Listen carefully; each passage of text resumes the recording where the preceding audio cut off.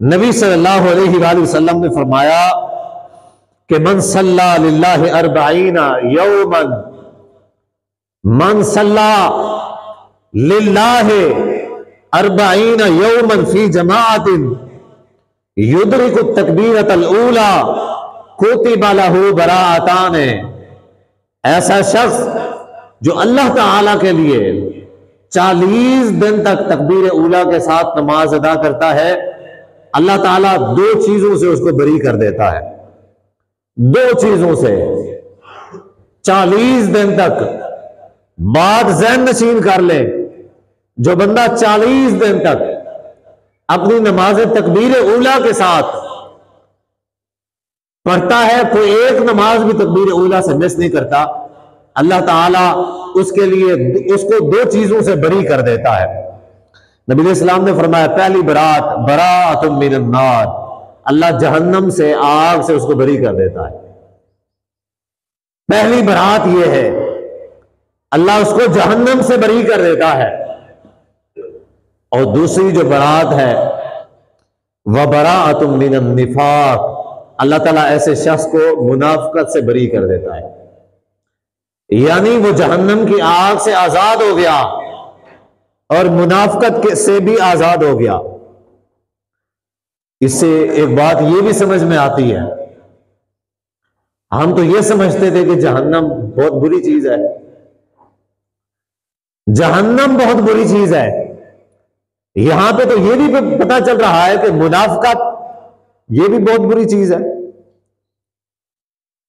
یعنی ایسا کام جس کام سے اللہ تعالیٰ جہنم سے بری کر رہا ہے، اسی کام سے اللہ تعالیٰ منافقت سے بری کر رہا ہے۔ تو منافقت بھی ہے جو جہنم کے برابر کی چیز ہے۔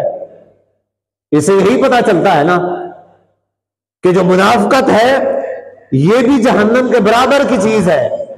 اللہ تعالیٰ ہم سب کو منافقت سے بچائے۔ منافقت بہت بری چیز ہے، دل کا جو نفاق ہے، دل کے اندر جو کھوٹ ہے، اللہ تعالیٰ اس سے ہر مسلمان کو محفوظ رکھے۔ اور ایک بات ذہن میں رکھیں، منافقت کیسے آتی ہے؟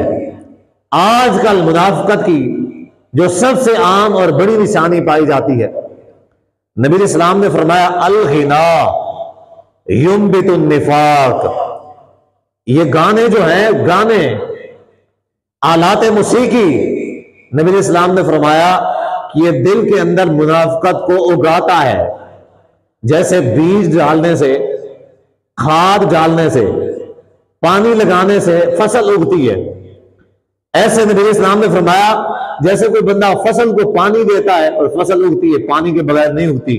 نبی علیہ السلام نے فرمایا گانے جو ہیں یہ دل کے اندر منافقت کو اگاتے ہیں، اس کے ذریعے سے منافقت پھوٹتی ہے، دل کے اندر اپنی پاڑیں جو ہیں منافقت جما لیتی ہے گانے کی وجہ سے۔